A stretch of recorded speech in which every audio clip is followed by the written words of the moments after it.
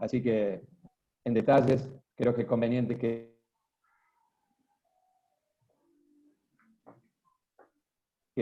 demos la convocado, que es la posibilidad de poder escuchar a los dos disertantes que están previstos en la jornada. Muchas gracias y creo que esto reafirma esta iniciativa que hemos tenido este año de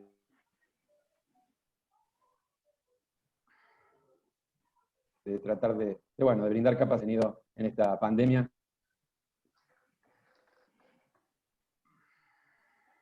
que ha afectado a todo momento de nuestra institución, pero esencialmente a toda la sociedad. Gracias. Gracias, Daniel. Bueno, no vamos a hacer perder más tiempo a la gente. Agradecerle y presentarlo al profesor Javier Morillas, profesor nacional de Educación Física, entrenador de atletismo, coordina el proyecto de educación y desarrollo de la Secretaría de Deporte de la Nación desde el 2005 hasta el 2017. Concurrió como entrenador de la Confederación a 2 mundiales U20 y un mundial U18 y varios campeonatos del área. Más de 12 atletas campeones nacionales en el área de velocidad. Fue entrenador del pentacampeón nacional de 100 metros Matías Robledo del año 2014 al 2018 y a partir del año 2019 conduce a Franco Florio. También entrena a Florencia Lamboglia, que ha sido medallista de plata en el Sudamericano Indoor de este año en los 60 metros con valla.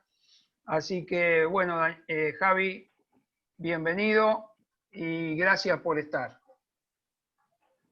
Bueno, buenas tardes a todos. Primeramente agradecerles a los colegas estar presente en esta sencilla charla. Agradecerle a Walter que me convocó para poder compartir con ustedes mis experiencias y a Omar que siempre está en todo. Voy a tratar de compartir con ustedes, sencillamente cuando Walter me convocó me pidió que hiciera una transferencia de la experiencia que tuve con el atleta Franco Florio, con Franquito Florio.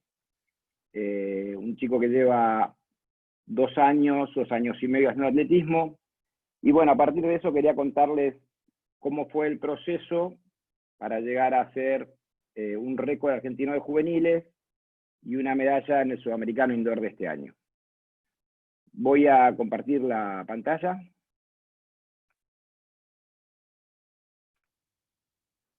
¿Ahí se ve bien? Perfecto. Buenísimo. Bien, entonces. Franco, como les decía, el año pasado, para fin de año casi, hizo el récord argentino de 100 metros de juveniles, de U20, hizo 10.51 en la ciudad de Rosario.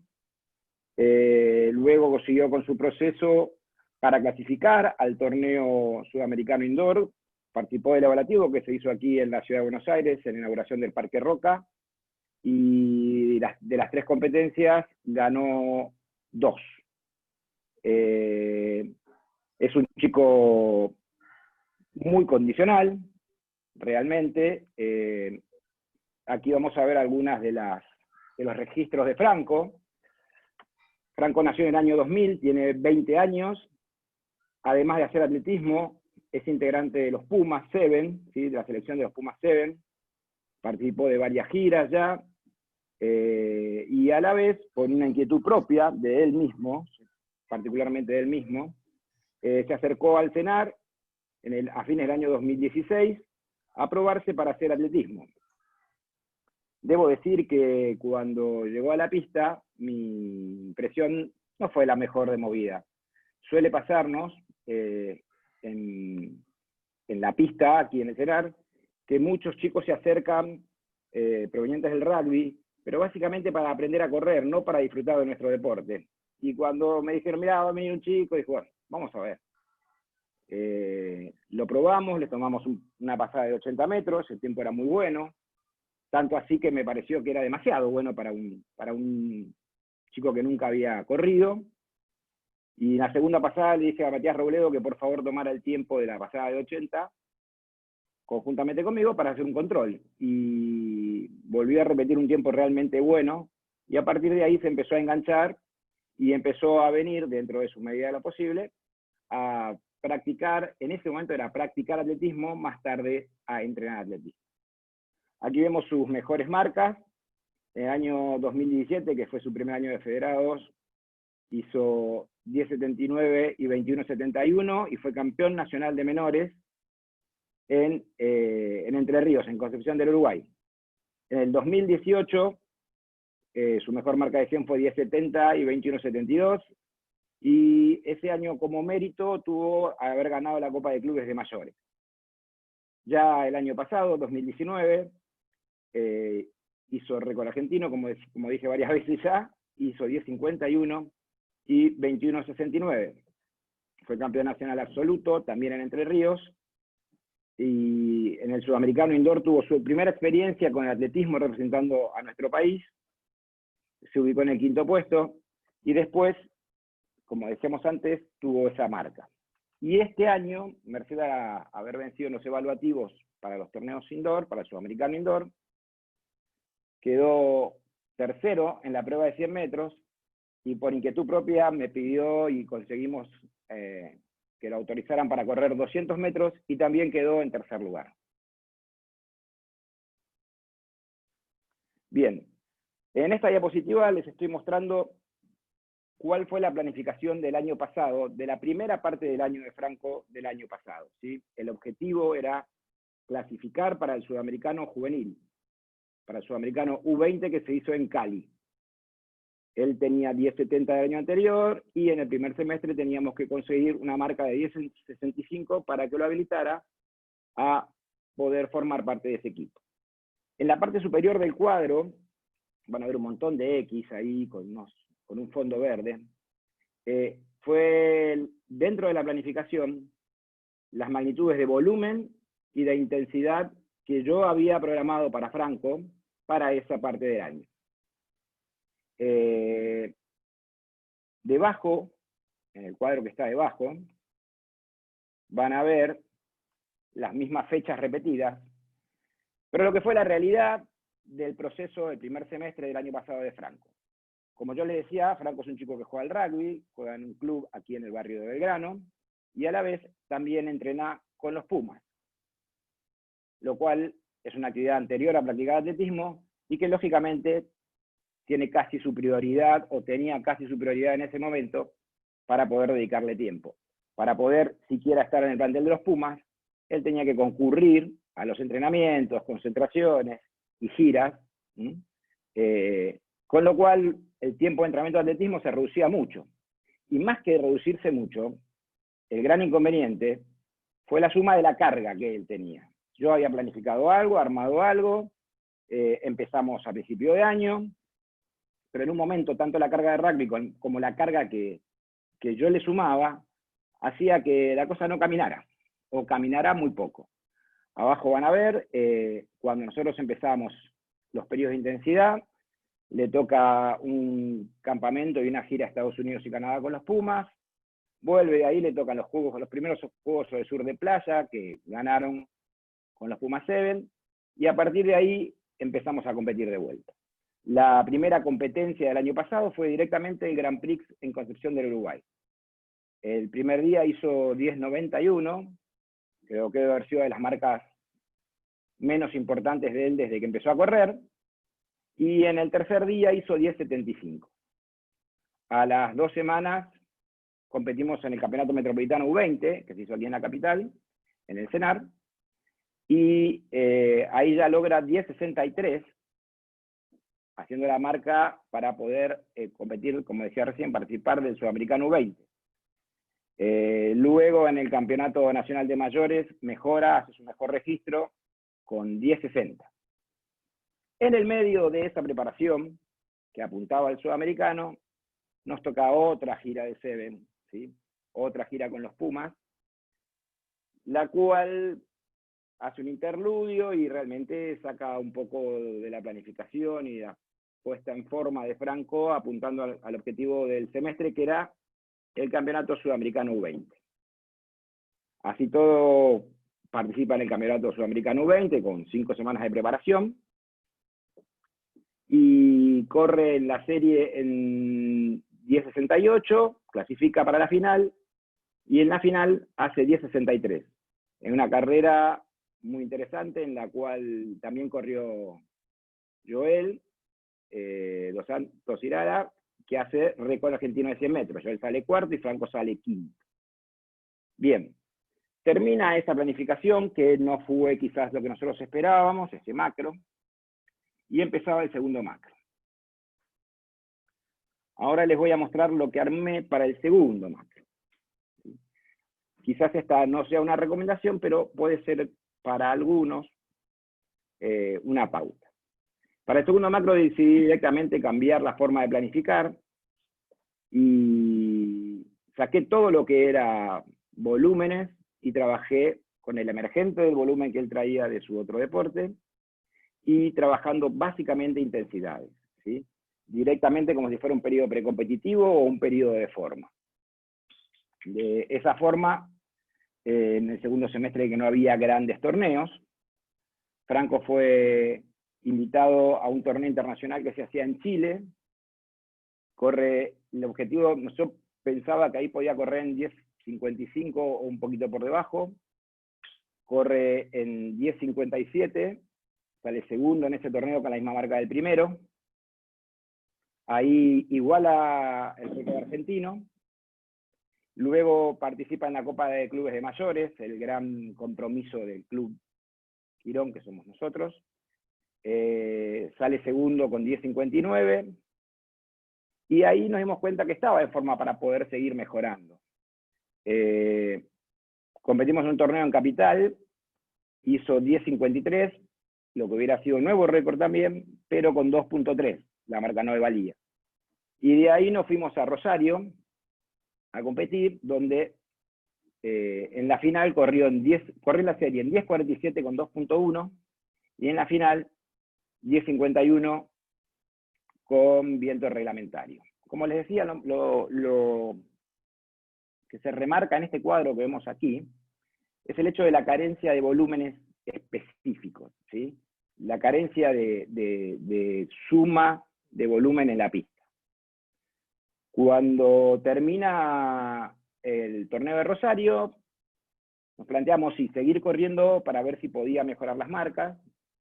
En Rosario terminó corriendo como a las 7 de la noche, con bastante frío, y así todo hizo 10.51. Pero también aparecía la posibilidad de intentar acceder al primer campeonato sudamericano indoor.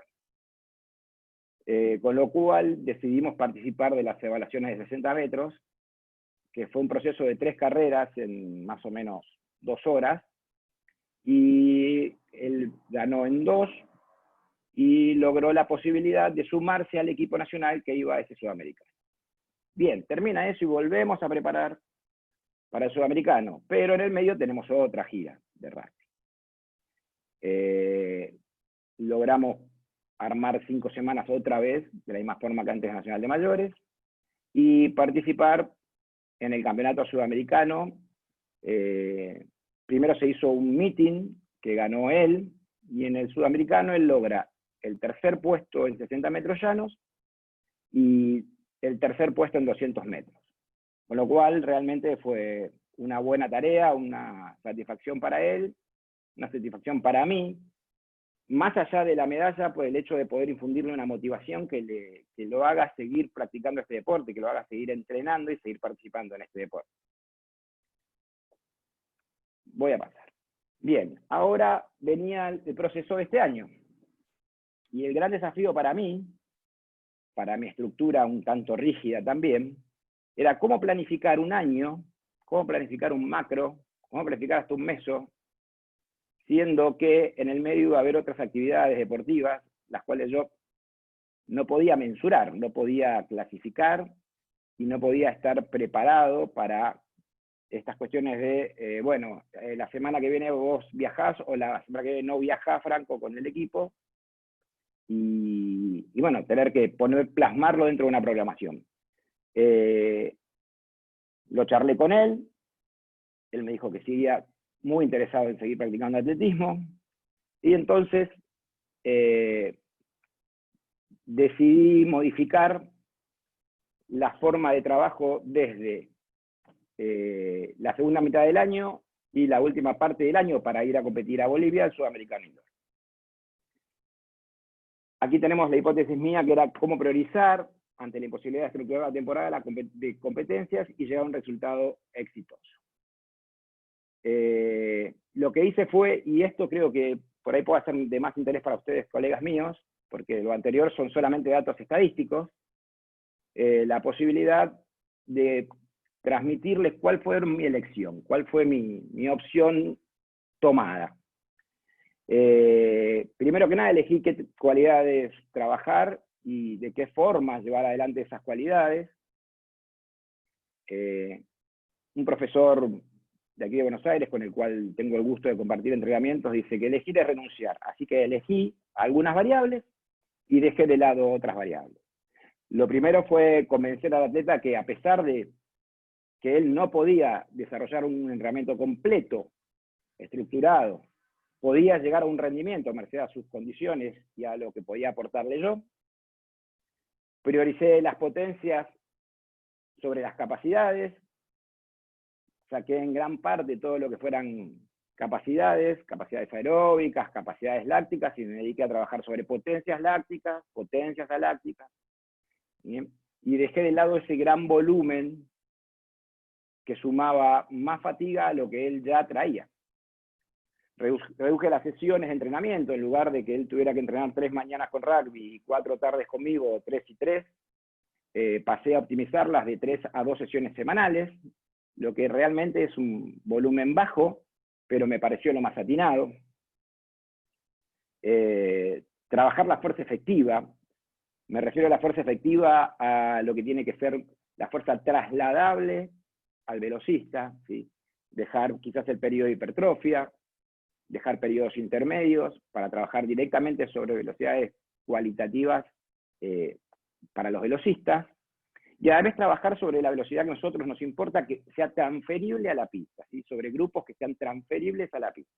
Quizás no trabajar sobre fijadores, quizás no trabajar sobre secundarios, pero sí sobre órganos efectores que fueran sobre la cadera, sobre el paso, y que lo hicieran realmente más efectivo como corredor, como atleta. Y uno de los puntos más importantes fue entrenar solamente aquello que pudiéramos regenerar, ¿sí? O sea, entrenar solo aquello que podemos regenerar quería decir entrenar algo que pudiera permitirme entrenar al día siguiente, ¿sí? No dejarlo exhausto, no fatigar demasiado los nodos articulares, tanto en las pesas como en la pista, cuidarlo, ser efectivo y ser quirúrgico en cuanto al tipo de trabajo para realizar. Pero lo más importante que elegí, que creo yo que elijo con mis atletas en una situación como esta, es poner el acento en el trabajo técnico. Poner el acento en lo que él debe aprender. Franco tiene 2 años y medio de atletismo, con lo cual está en la misma etapa de muchos chicos que tienen ustedes, con posibilidades, con desarrollo, con talento, de aprender las situaciones propias de la carrera. El déficit del técnico es realmente grande, era realmente grande y sigue siendo grande. Tiene una partida que todavía no es muy eficaz. Yo, en su momento, entrenando a Matías Robledo, que fue el campeón anterior a él, de 100 metros, realmente lo veía partir y decía, qué bien sale este muchacho, qué buen trabajo, qué efectivo, qué económico, qué mecánico. Y en el caso de Franco todavía no hemos llegado a pulir esas fases. Esperamos con el tiempo poder hacerlo. Pero de la misma forma en la cual elegí el trabajo técnico, y vuelvo a repetir, creo que es algo que puede servir a los demás, elegí orientaciones sobre el trabajo técnico que les quiero compartir a ustedes, para poder colaborar con él y con su forma de desplazamiento.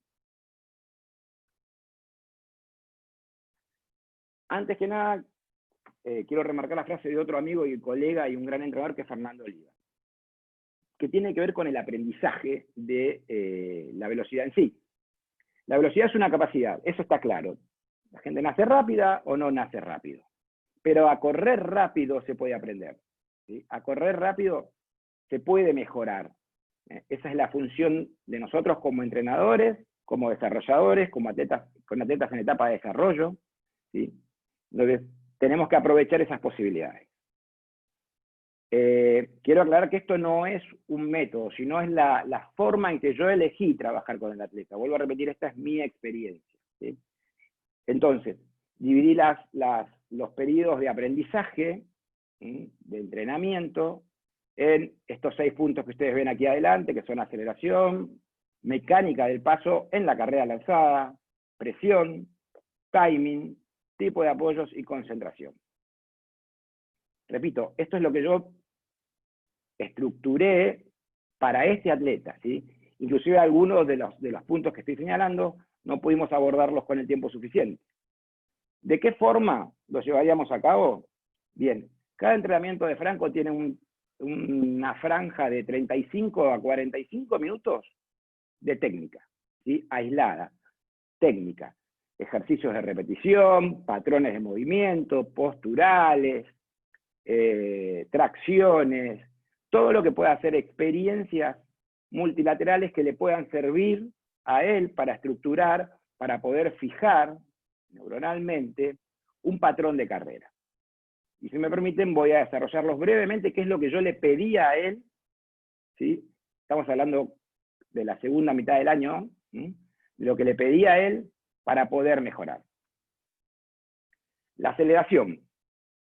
De este punto voy a hablar poquito porque después de mí viene un especialista, que es el profesor Claudio Rodríguez, y no quiero arruinarle la charla diciendo cosas que no son tan así. Lo primero que trabajamos en la aceleración fue la partida. Los entrenadores con los que tuve la oportunidad de hablar afuera me dieron distintos puntos de vista sobre la partida, lo que sí que todos coinciden que en el taco, sobre todo en la edad de un aprendiz, el taco es de las partes menos importantes de la aceleración, ¿sí? Es una de las partes menos fundamentales. Sí, todo lo que pasa después de la partida, pero el taco en sí es una variable no tan importante y trascendente en el desarrollo de la aceleración, que es la fase más importante de una carrera de 100 metros, ¿sí? Entonces, trabajamos sobre corregir un chico con poca estabilidad, con no demasiada fuerza específica, la posición de las piernas, ¿sí? Intentar acomodarlo de forma tal que las dos tibias queden de forma paralelas en el listo, y en los primeros 3, 4 apoyos se manejen de la misma forma paralela. Mantener la postura durante todos los primeros 10 apoyos, ¿sí? Estamos hablando de una postura de una fuerza de angular de 60 a 70 grados, de una fuerza horizontal, y que pudiera mantener esa misma postura sin elevarse, sin pararse, de acuerdo a cómo pusieron los segmentos corporales en la pista, por lo menos por los primeros 10 apoyos. Los atletas más experimentados llevan de 12 a 14, en este caso nosotros arrancamos con 10 apoyos. La fijación de la articulación del tobillo. Tratar de fortalecer, mediante ejercicios en la arena, de percepción, ¿sí?, laterales, la fuerza de la articulación del tobillo. La articulación del tobillo en cuanto al apoyo de los primeros pasos. Yo le pedí a él que el apoyo fuera en metatarso con el talón bien elevado en el momento del apoyo, ¿sí?, para que no hubiera demasiada superficie en el piso. Y lógicamente que produjera muy poca amortiguación a partir de ese apoyo, ¿sí?, para que si uno produce amortiguación, desciende en cada segmento articular y se pierde mayor tiempo en los apoyos en el piso. Después la posición de la cadera y los hombros. Las caderas en la aceleración avanzan, tienen movimientos, ondulaciones de adelante hacia atrás, y en cuanto a los hombros, tienen movimientos de arriba hacia abajo. Entonces pedirle que con los hombros tratara de equilibrar las rotaciones que tenía la cadera y avanzar, ¿sí? Tengo ahí un video que después lo vamos a ver, y avanzar, ¿sí?, que los pasos sean más amplios, pero a partir del avance de la cadera a la línea de carrera. No de dar saltos o brincos planos, sino de avanzar la cadera en una sola línea, ¿sí?, y que la amplitud esté dada por el recorrido de la cadera. No solamente de los impulsos. Los atletas que tienen estructuras ligamentarias y articulares fuertes generalmente suelen ser los más rápidos. Así que hacia eso apuntábamos con el trabajo de los tobillos para luego transferirlo a las caderas. Y luego el recorrido de las piernas en la fase de aceleración, ¿sí? Y la reubicación de las piernas.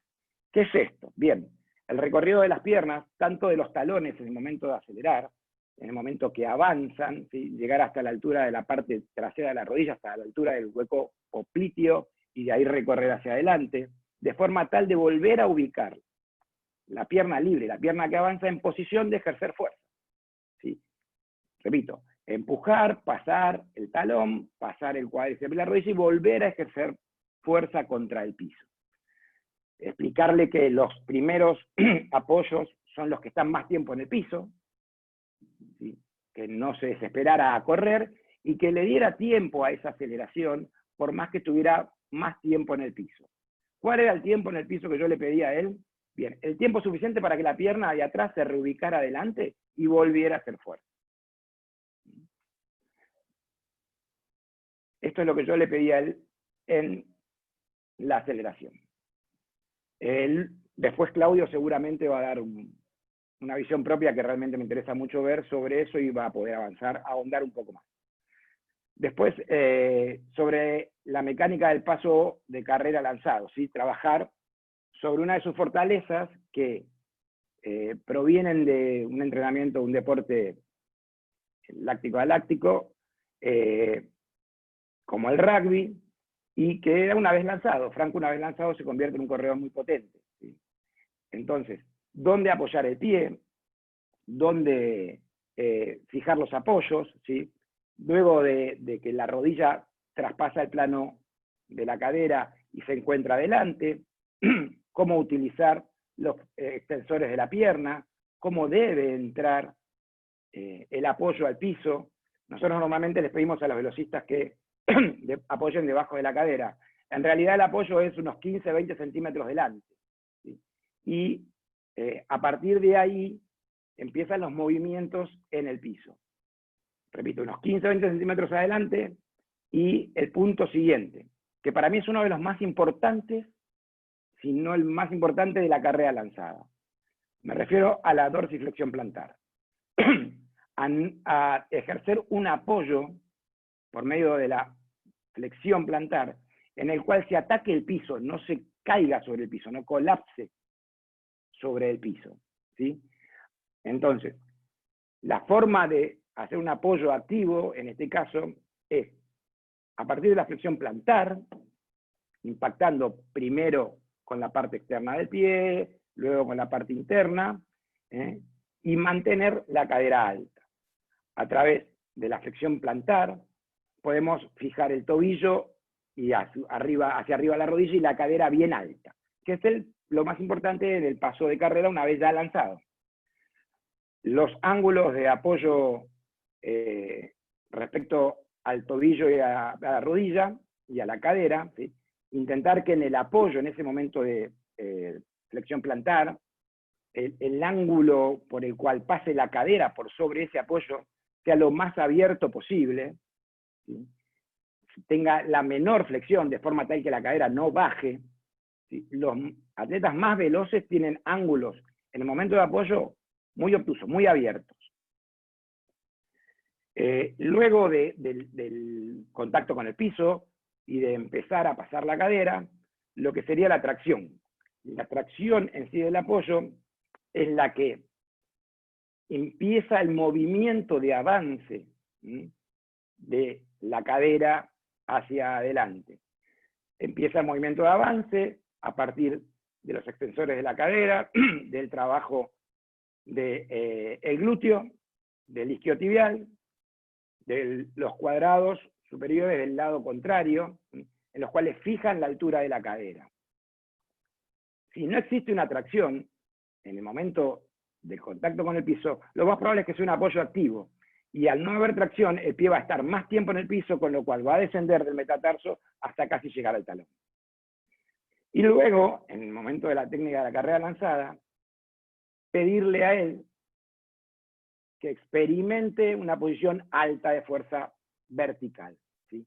Encontrarse bien alto a raíz de esto que hablamos antes, de la ubicación del tobillo, de la rodilla de la cadera, del empuje positivo del glúteo del isquiotibial, ¿sí?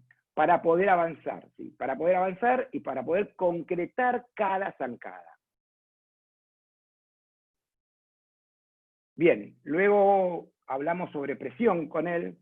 Es un chico muy fuerte naturalmente, de articulaciones fuertes naturalmente, y en contraposición al rugby, yo le hablaba a él de otras magnitudes de fuerza, y otras posibilidades de fuerza, y otros desarrollos de fuerza, ¿sí?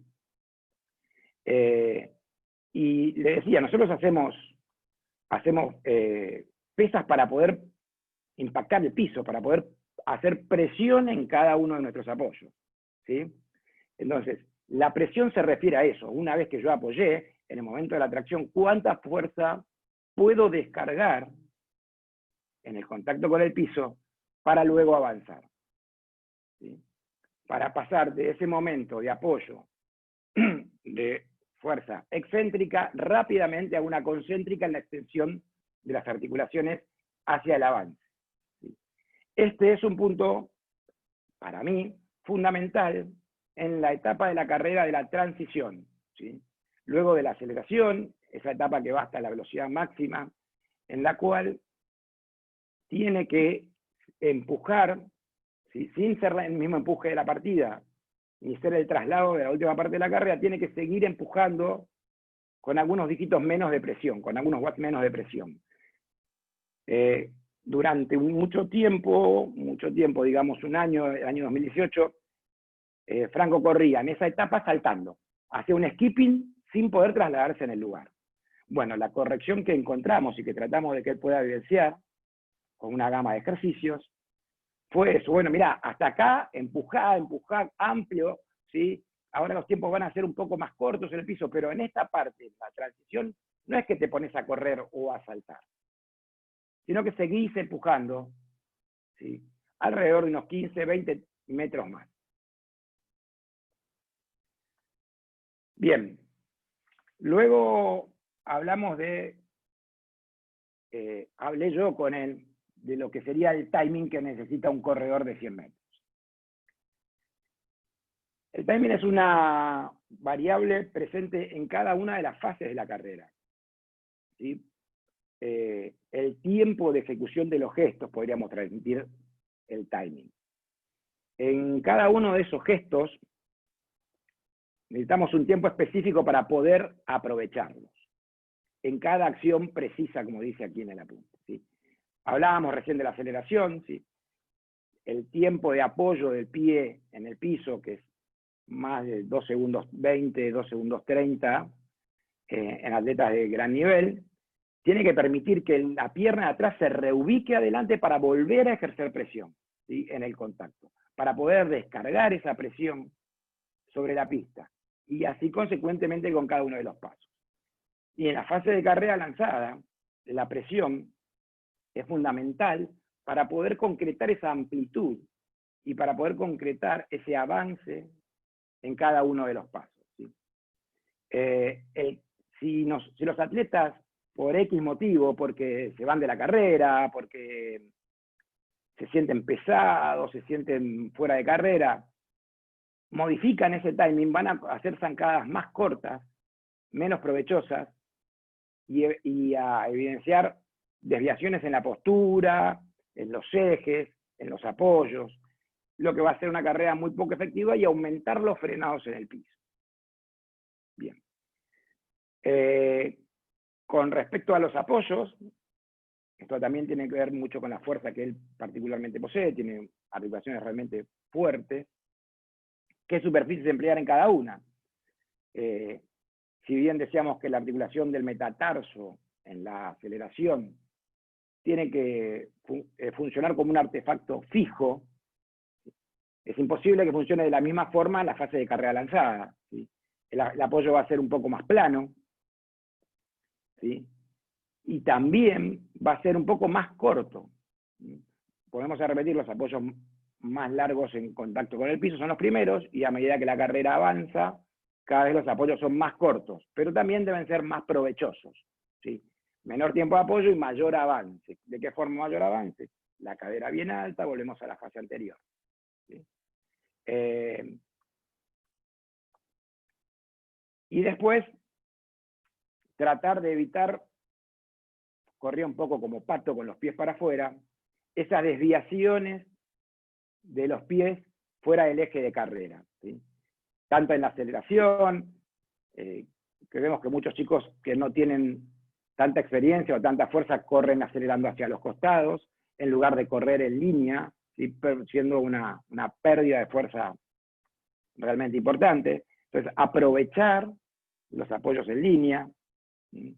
Aprovechar las rodillas siempre en dirección a la carrera, evitar la rotación externa de la rodilla y trabajar sobre ejes más angostos de cadera, de forma tal de poder aprovechar la fuerza de esos apoyos. Y por último, algo fundamental, cuando fuimos al primer nacional que él participó, que fue el Nacional de Menores, en la ciudad de Concepción del Uruguay, año 2017, que clasificó por suerte, por así decirlo, porque él era el quinto del equipo de FAM, y Damián Moreta se bajó de correr los 100 metros y él pudo acceder y después termina ganando. Franco en el medio de la carrera se miraba las piernas. Como un chico nuevo experiencia, se miraba para abajo, miraba para los costados, miraba pasar los atletas, en la carrera de 200 miraba pasar los atletas. Entonces, hablamos muchísimo sobre el tema concentración. ¿Qué quiere decir concentración? Bueno, nosotros vamos a diseñar una carrera para vos, el plan de carrera más eficiente para tu rendimiento. Pero este es el plan de carrera que tenemos que ejecutar. Sobre esto tenemos que estar concentrados. Y sobre esto tenemos que ejecutar. No importa si en el momento de salir, en la salida quedas adelante de todos 20 metros o quedas 10 metros atrás de todos. Tu plan de carrera es este, tanto en tal sector empujamos, en tal sector empujamos un poquito menos y en tal sector avanzamos. ¿Sí? Concentrarse, poder fijarse sobre eso, más allá de las condiciones externas. ¿Sí? Tener una postura y una alineación correcta, una postura de la aceleración en la cual la espalda sea parte del eje de empuje, no esté encorvado, no esté sifótico, y en la fase de carrera lanzada poder mantener el tronco bien erguido. Y por último, no relajarse. ¿Qué quiere decir no relajarse? Durante muchos años acá en la pista misma, todos hemos escuchado no te endurezcas, no hagas fuerza, no hagas fuerza. Yo creo que es imposible correr una carrera de poco más de 10 segundos sin hacer fuerza. En ningún momento se deja de hacer fuerza. Sí que tiene que ser una fuerza efectiva y tiene que ser producto de esa concentración. ¿Sí? Vale decir, muchas veces hay atletas que después de la aceleración empiezan a decaer en su rendimiento. ¿Sí? Y algunos dicen, no, me canso, van por el lado metabólico, van por el lado coordinativo, y en verdad eso suele ser falta de concentración. Veo que en cierto lugar se me van los atletas, los competidores conmigo, entonces me agacho, empiezo a hacer fuerza, bajo la cadera, no tracciono. ¿Sí? Entonces, no relajarse implica eso. Yo no creo que se pueda correr 100 metros sin hacer fuerza. ¿Sí? Solo que eso tiene que obedecer a un plan, a una estructura de carrera que tenés que armar conjuntamente con tu atleta para que él pueda entenderlo. Bien, hasta aquí lo que yo quería compartir con ustedes, quizás un poco apurado, en lo que es mi experiencia con Franco, lo que fue mi experiencia de el mes de julio hasta el mes de enero de este año en cuanto al trabajo. Todavía le queda mucho por mejorar, le queda mucho para mejorar en la partida. En el campeonato indoor fue uno de los últimos en salir del taco, y así todo se ubicó tercero. Y bueno, a eso nos estamos dedicando. Por último, agradecerle a ustedes esta atención. Muchísimas gracias por el tiempo que me han brindado. Aquí arriba hay una afirmación. Yo no estoy seguro que la mejora, que el récord argentino, que su participación del sudamericano venga de todo esto que acabamos de compartir. Pero sí es cierto que el año pasado, a partir de un trabajo técnico, bajó su PB de 10.70 a 10.51. En algo de esto debe haber influido. Muchísimas gracias a todos, a la Confederación, por brindarme este espacio. Y si hay alguna pregunta...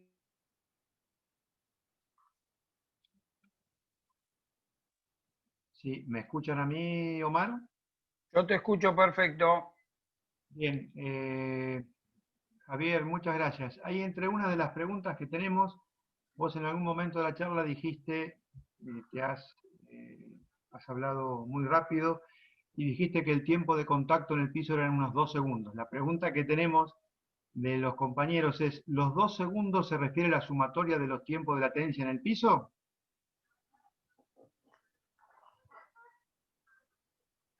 ¿Se escuchó?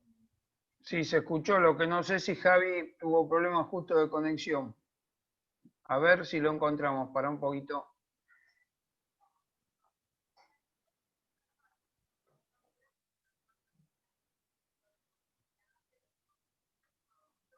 A ver Javi, tenés abierto el micrófono.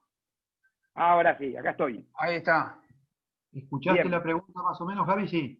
No, Walter, no lo pude escuchar. Bien, ahí vos cuando hablaste de los tiempos de contacto en el piso, te has acelerado un poco y en ese momento te enlenteciste. Dijiste de 2 segundos en el piso. Entonces, No, perdón, quise decir 2.20 en cuanto a los primeros apoyos, ¿sí? 220 milésimas de segundo en cuanto a los apoyos, ¿sí? No 220 segundos, perdón. perfecto. Para el colega que preguntó, si la respuesta no es esa, quiso preguntar otra cosa, por favor que lo envíe. Otro colega bueno, agradecimientos muchos. Nos preguntan, ¿en qué puesto juega Franco el rugby? Yo creo que lo sé, pero bueno, preguntan eso. Como buen velocista juega de wing. ¿Sí? Como buen velocista juega de wing. En el Seven, yo he visto solamente 1 o 2 partidos de él. Queda donde queda, pero él juega de wing. Su puesto natural en su club es el wing que hace mucho try por partido. Bien, Javi, otra de las preguntas de los compañeros es, ¿qué ejercicios de fuerza o de fuerza pesas realizás para mejorar la presión en el piso durante la carrera? ¿Sí? ¿Y qué orientaciones técnicas le sugerís? Bien. Durante muchos años, inclusive hasta la etapa anterior con Matías, yo ponía el acento en los trabajos balísticos, ¿sí? Los que todos conocemos, arranques, cargadas, ejercicios que nos permitan salir de un punto cero de velocidad, colgados, a la aceleración máxima. En los últimos años, aprendiendo un poquito más, que siempre se aprende, entendí que los mismos ejercicios tendrían que tener otra ejecución, ¿sí?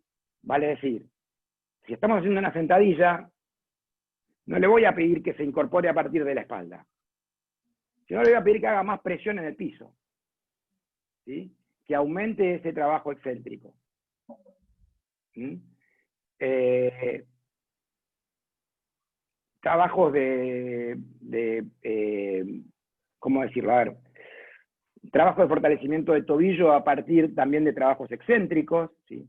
Fortaleciendo los pies no solamente en apoyos lineales en dirección a la carrera, sino laterales, para fortalecer la fascia y la forma de apoyo, esta que hablábamos que arranca desde el borde externo para pasar al borde interno. Pero utilizo ejercicios en los cuales esto que hablábamos realmente pueda ser transferible a la carrera, y ya no trabajo más grandes cargas, ¿sí? Trabajo en unidades de tiempo. Generalmente lo que es una RM la utilizo para evaluaciones. Inclusive no llego a una RM, sino que trabajo un submáximo y de ahí puedo prever cuál sería su RM.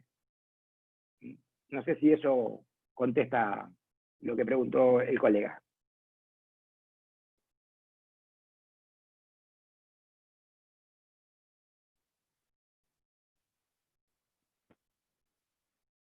Walter.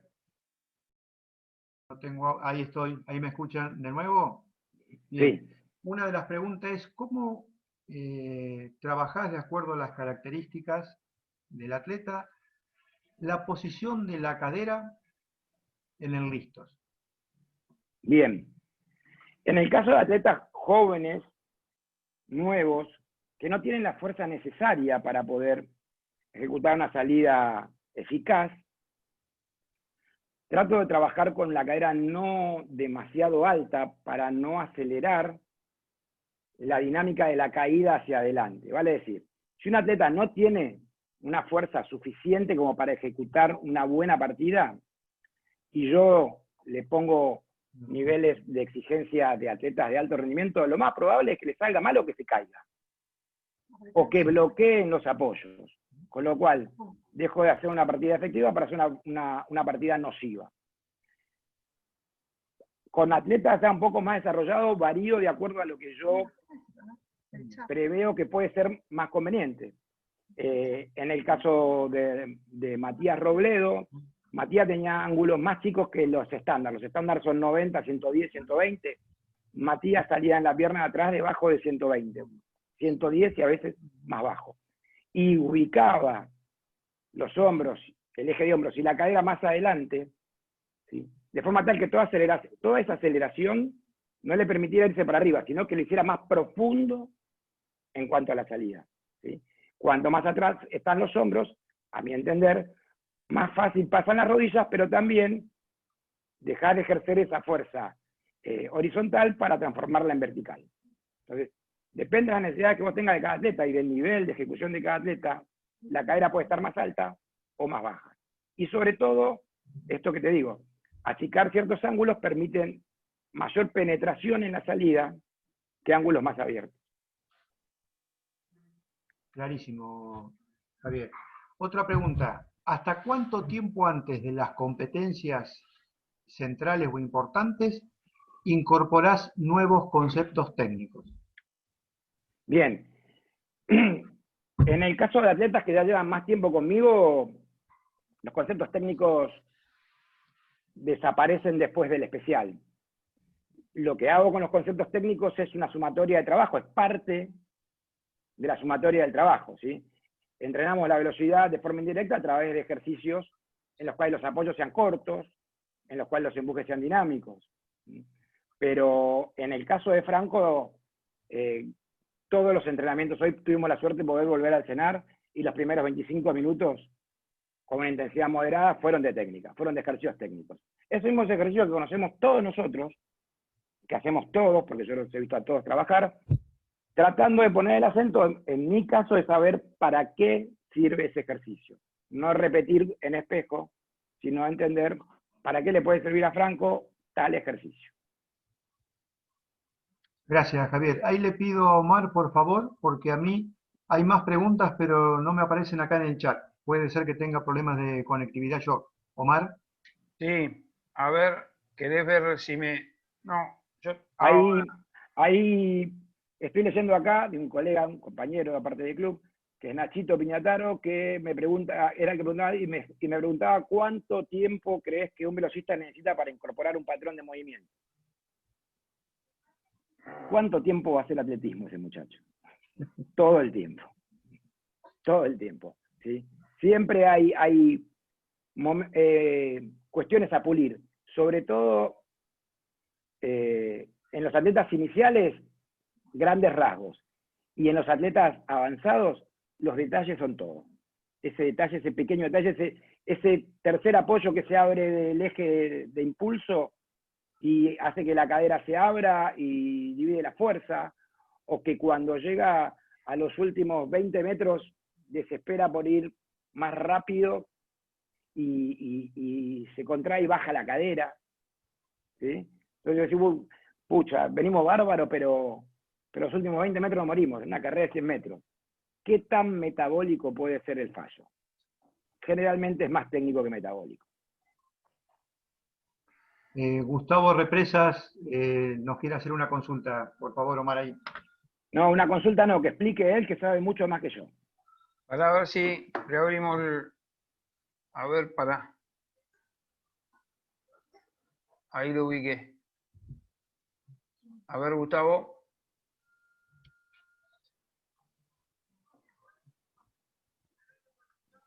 A ver si le podemos abrir. Ahí. Si no, mientras lo habilitas a Gustavo Represas, tengo otra pregunta Dale, para Javi. Ahí estoy. dale. ¿Cómo andás, Javi? ¿Cómo te va? Buenas Hace tardes. Topo, ¿Cómo qué andás, bueno que Javi? estés ahí. Bueno, Para mí es un gusto. para mí es un placer escucharte. Che, una consulta, Javi. Voy con intermitencia escuchando, ¿sí? Porque tengo 3 hijos y uno corre al otro, entonces me la tengo complicada. Y una de las partes que escuché recién, decías que algo así como que empezabas a trabajar la partida con esto, cuando tenían un adecuado desarrollo de la fuerza, ¿sí? Yo no sé si la palabra que dijiste fue adecuada, o no me acuerdo cuál fue la palabra. Entonces, ¿cuánto es esa medida? Si la tenés medida y si usás algo para medirla. No, una de mis grandes falencias, entre otras tantas, ¿sí?, es que no tengo mensuradas ciertas cualidades de la pista, ¿sí? A partir de los últimos años he empezado a mensurar y a tomar ciertas evaluaciones sobre tiempo de ejecución en los ejercicios de fuerza. Ahora bien, si me preguntás, en la posición de partida, básicamente tenemos que poder desarrollar fuerza que mantenga una cadena y un eje fijo, lineal, de la cadera. Y yo veo a muchos corredores también que por llevar adelante ciertas posturas de imitación, ¿sí?, de los grandes atletas, de Bolt, de Powell, de lo que sea, se sitúan muy atrás, cargando el peso en los hombros, ¿sí?, cargando el peso en los deltoides.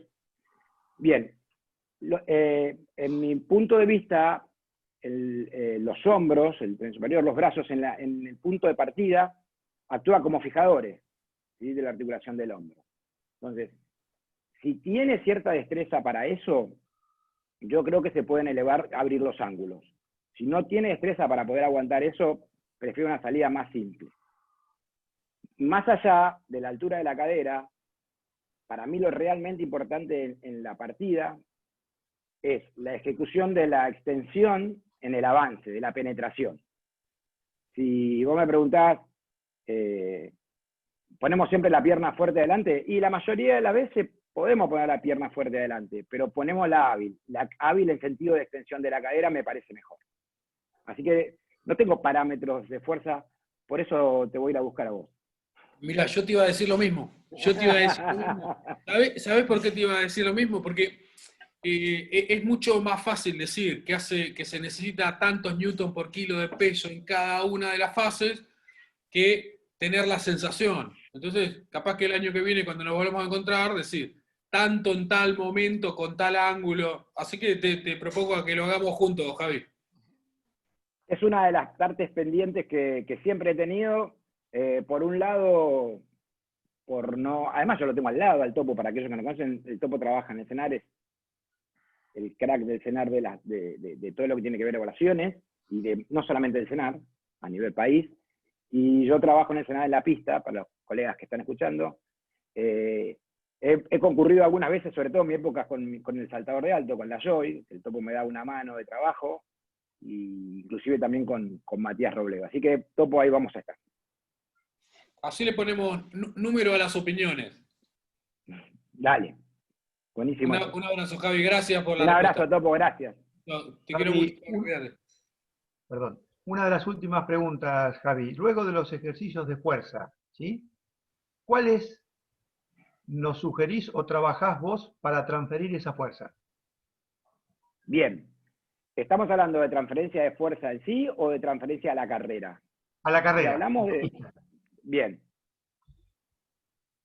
La carrera en sí es una sucesión de avances, de impulsos que como objetivo fundamental siempre tienen que promover el avance de la cadera. ¿Sí? La extensión de la cadera y el avance en línea de la competencia de la cadera. Depende de la distancia que estemos entrenando, también va a ser, a mi modo de ver, la elección de los ejercicios. ¿Sí? Las transferencias de un corredor de 200 no siempre serían iguales, a mi modo de ver, que las de un corredor de 100. Pero, a grosso modo, las transferencias tienen que ver con la fuerza, en mi caso, ¿sí? Con la fuerza reactiva, y la hacemos generalmente con saltos horizontales o con algún tipo de saltos verticales apuntando a la última parte de la carrera. ¿Sí? En lo que tiene que ver con la fuerza, trabajamos, como decía antes, parámetros no pesados y ejercemos transferencias fuera de la pista. El topo también ahí tiene una versión bastante interesante del tema de transferencias, ¿sí? Que yo sé que presentó en España y todo, que un día estaría bueno, o que si nos la resumen corto estaría bárbaro. Por favor. Te agarré, Topo, ¿eh? Omar, si lo habilitas. Abrirle el micrófono ahí al Topo.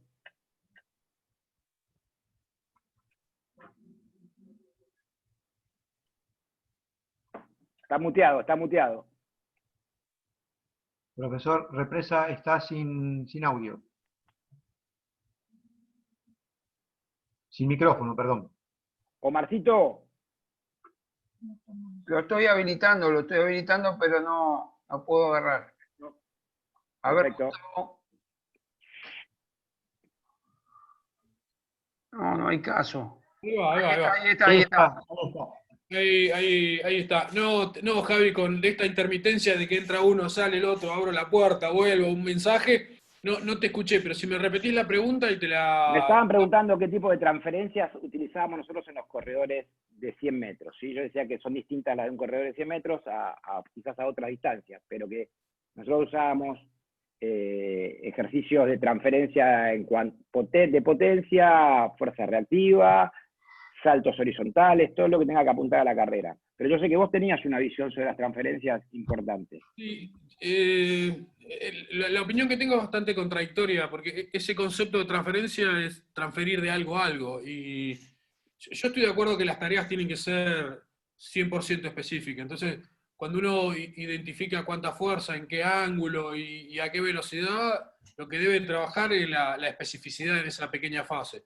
Por eso cuando uno, y te digo, cuando uno lee lo que se habla de la transferencia, parece que de un ejercicio lento a uno rápido, y me parece que ahí se pierde especificidad. Y yo creo que si hay algo que atraviesa al deporte de alto nivel es que nunca hay tiempo para trabajar, siempre por una cosa o por otra no hay tiempo. Entonces las tareas tienen que ser concretas, tienen que ser objetivas, tienen que ser mesurables, tienen que ser concretas y chiquititas. O sea, uno ve que hacen muchos ejercicios donde la fuerza es exclusivamente vertical y en ningún momento la fuerza de esa vertical se va a trasladar en un movimiento. Entonces, qué sé yo, pero es una opinión sustentada con números, lo que digo yo. Por eso, Javi, yo entiendo el concepto de transferencia en el ámbito del entrenamiento, pero cuando vos al ámbito del entrenamiento le pones la biomecánica y le pones los números, eso que uno parece que es más rápido, cuando lo mide no es rápido. Por eso, Perfecto. es un poquito contradictorio a lo que dice la bibliografía. ¿Y por qué dame un minuto más y te libero? Dale. Porque nosotros tenemos la experiencia de trabajar con los mejores que hay. Sí, sin duda. Entonces la literatura es raro que asocie con esos sujetos de tan alto nivel, que encima hay pocos y hay que cuidarlos.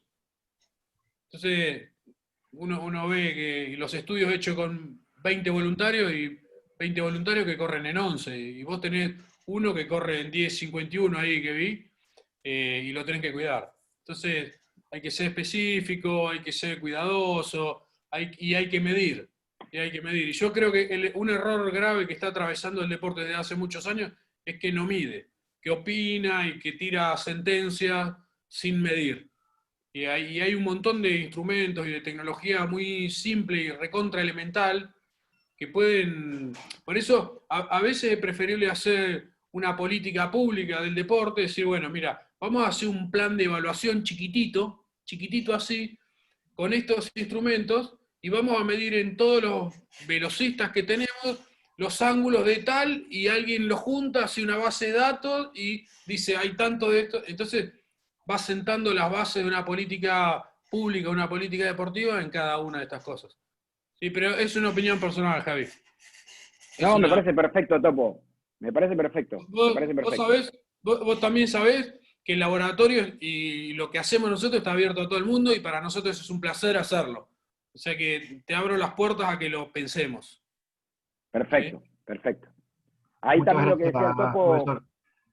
como Perdón, para Javi. agregar algo, nosotros tenemos, yo en mi caso trabajo también para ayudarme con ciertas cosas, si bien no son 100% efectivo, perdón, con algunas aplicaciones que todos podemos acceder al teléfono para mensurar algunos saltos verticales, la cantidad de watts expresados en esos saltos, la potencia que se lleva a cabo en cada ejercicio, y está buena también como para poder asesorarnos, guiarnos y mantenernos en el tema. Una de las últimas preguntas, Javier. ¿Cómo haces con las pesas en la semana previa a una competencia importante? Bueno, ahí tengo un gran conflicto personal. Hay 2 o 3 variaciones de lo que podría ser. Yo creo que, y cuando agarro los entrenadores de pesas me matan, que yo las pesas las sitúo lejos, en micros lejos de la competencia. Sí, a mí me interesa que el atleta esté 100% el día de la carrera, y todas las variables físicas tienen que estar en 0 como para que él pueda rendir el día de la carrera, ¿sí? Normalmente el esfuerzo máximo antes de competir, similar en situación de carrera, se hace de 5 a 7 días antes, y después se mantiene el sistema nervioso, se mantiene los sistemas energéticos, se regenera. A mí me interesa que los tipos lleguen a competir lo mejor que puedan. En la semana de competencia hago pesas, sí, hacemos pesas, ¿sí? Pero normalmente la hacemos 3 días antes de la competencia y hasta 4 días antes de la competencia, y no son pesas explorativas, son pesas de mantención, ¿sí? Son ejercicios rápidos, son ejercicios veloces, pero que no van a variar la dinámica de la carga o la sumatoria en toneladas de la carga. Muchas gracias, Javier. Esas son todas las preguntas que han hecho nuestros colegas, nuestros compañeros. Te agradecemos el momento tuyo, la experiencia tuya y la apertura tuya para mostrarnos cómo trabajás y cómo has llegado con un chico que, por lo que vimos ahí, promedio entrena no más de 3 veces por semana. Ha llegado a ser el récord juvenil en el último año. Así que te liberamos. Déjame agradecerles a todos los que decís vos están unas escuchando. palabras. Déjame agradecerle a todos los que están escuchando.